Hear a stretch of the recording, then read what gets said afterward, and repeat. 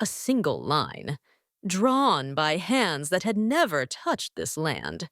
A line that claimed to turn brothers into foreigners, love into crime, and home into another country. This is the story of two hearts that refuse to recognize a border that never belonged to Africa. The first time Amani saw the border, she laughed. It was nothing more than a rusted sign leaning to one side, its paint peeling under the sun. On one side, it said, Republic of. The rest had faded. On the other side, another name. Two countries, two flags. Yet the land was the same. The same red soil stained her feet. The same wind carried the smell of dry grass and firewood. The same people spoke the same language, laughed the same way, cooked the same food. Amani stood there and wondered how a line drawn by strangers could claim to divide what the earth itself had never separated. She met Cato on a market day.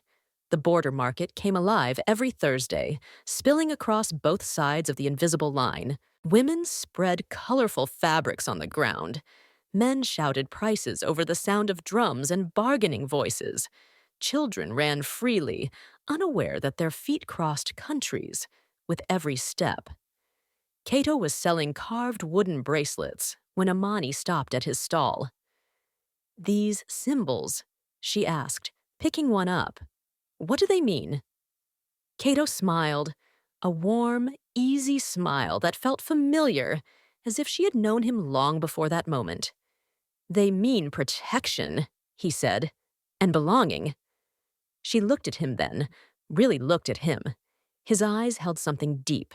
History, maybe, or memory. "I like that," she said softly. "Belonging."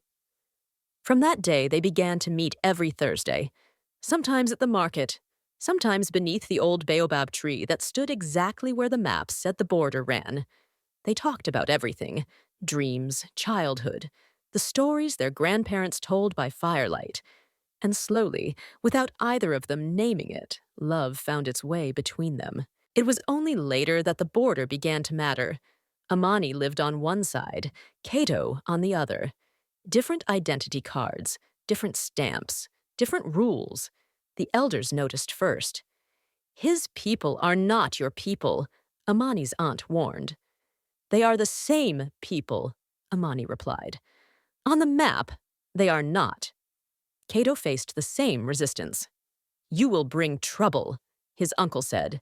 "These borders are not jokes." "They were never ours to begin with," Cato answered. "But paper has power, and borders, even imaginary ones, have teeth." One evening, Amani's grandmother called her to sit beside her. The old woman's voice was thin, but steady. "Before the border," she said, "there was only home."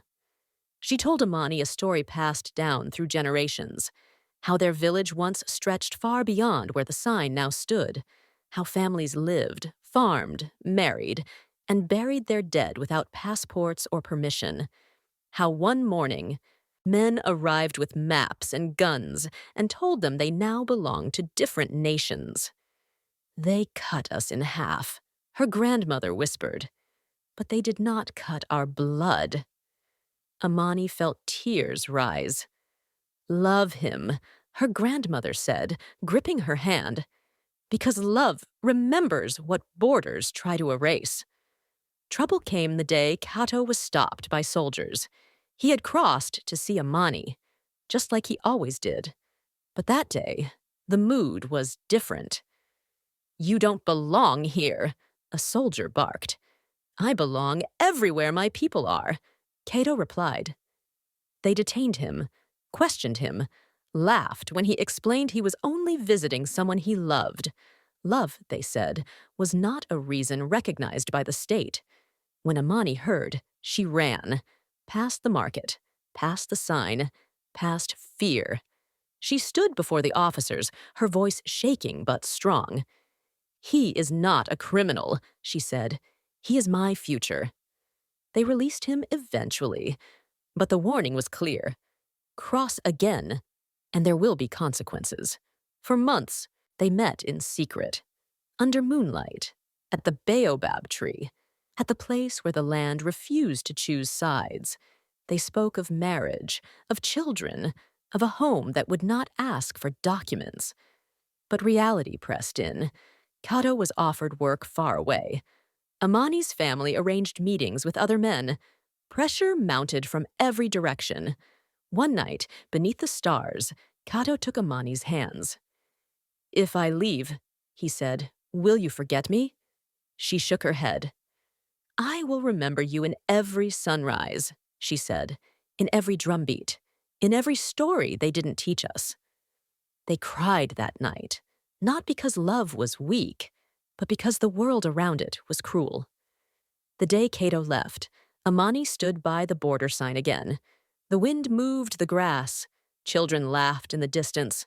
Life continued, indifferent to human lines. She pressed her palm against the soil. "This land knows us," she whispered.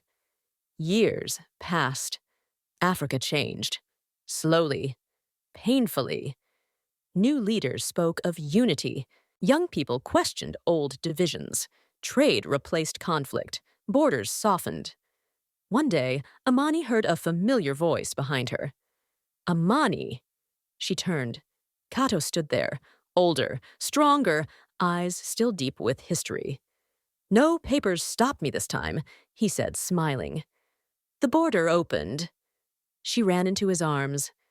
Around them, the market buzzed. The baobabs stood tall. The land remained unchanged. They married beneath that tree. People came from both sides. Drums echoed. Languages blended. Laughter drowned out old fears. And when their child was born, Amani whispered into her ear, "You belong to no line on a map. You belong to Africa." Because borders may be drawn by men, but love is drawn by the earth itself. And the earth remembers. Thank you for listening. Before you go, please take a moment to like, share, and subscribe to Africa Unites for more stories from Africa.